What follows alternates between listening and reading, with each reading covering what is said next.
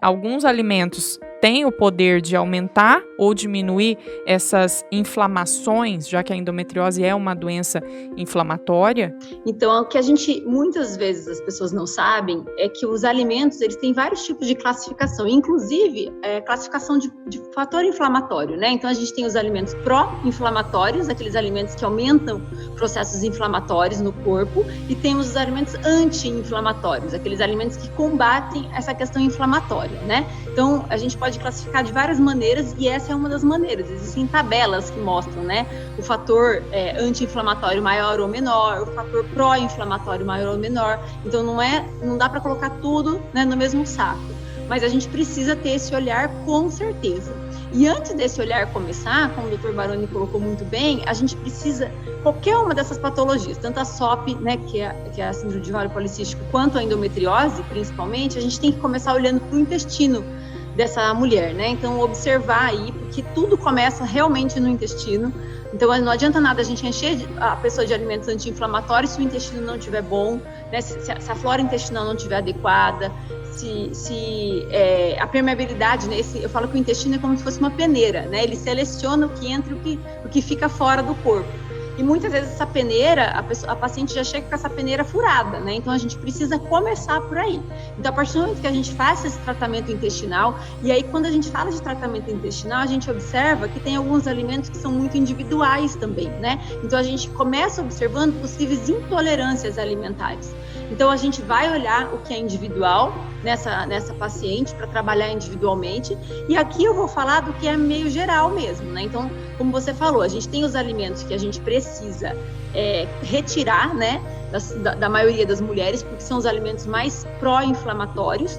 Então, quais são esses alimentos? Então, é a caseína, que é a proteína do leite, o glúten, que é a proteína da farinha de trigo, né? Então, assim, a farinha branca, a farinha integral, todas elas vão ter glúten.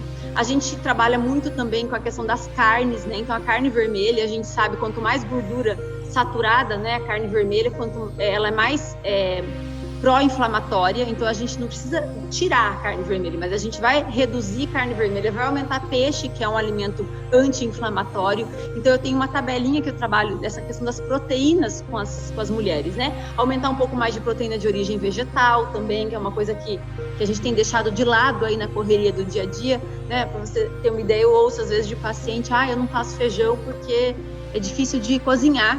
Aí eu brinco, foi difícil, era na época da sua bisavó, que não tinha panela de pressão. Hoje é fácil, né? Então, a gente trabalha muito isso, com a questão das proteínas. E fora essas proteínas que eu comentei, né? Que a gente cuida, carne vermelha, glúten, leite. A gente tem também a cafeína, que a gente tem que tomar bastante cuidado, que a cafeína também aumenta processos inflamatórios. Todos os alimentos industrializados, né? Então, os aditivos alimentares, todos eles são fatores que aumentam a inflamação no corpo. Então, a gente também, o açúcar é inflamatório, e como eu falei do aditivo, o adoçante também é. Então, as pessoas acham assim, então eu vou fugir do açúcar e vou entrar no adoçante. O adoçante também aumenta a inflamação, porque são aditivos químicos, né, na alimentação. Que mais que a gente tem? A gente tem os embutidos, né? Como eu falei da carne vermelha, pior ainda são a linguiça, a salsicha, salame, presunto. Então, essas coisas realmente a gente retira. Bebida alcoólica também alimentos inflamatórios, né? E a soja também é um alimento que é muito comum. Alguns pacientes a gente avalia também a questão do amendoim, das castanhas, mas isso é mais individual. Acho que no geral o que eu posso falar é isso: o açúcar, as farinhas, o leite, a carne vermelha, que a gente tem que cuidar, e tudo que é industrializado, né? Que vai só trazer mais processo inflamatório.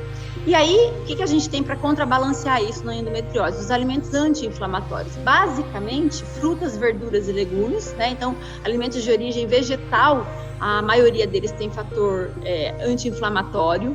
Eu gosto muito de trabalhar com temperos naturais também, né? Então, o açafrão é um dos alimentos mais anti-inflamatórios que a gente tem.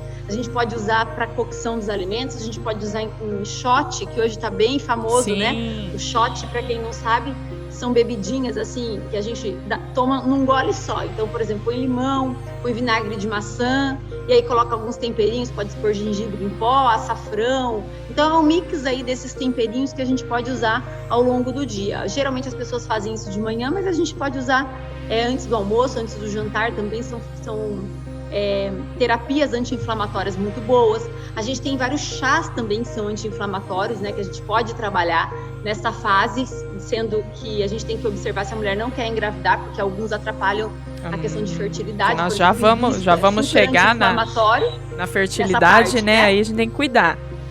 Isso, então a gente trabalha bastante com alguns chás também. E sementes, né? Chia, linhaça, são alimentos potencialmente, gergelim, anti-inflamatórios também. Então eu acho que é isso que a gente tem que trabalhar na questão da endometriose.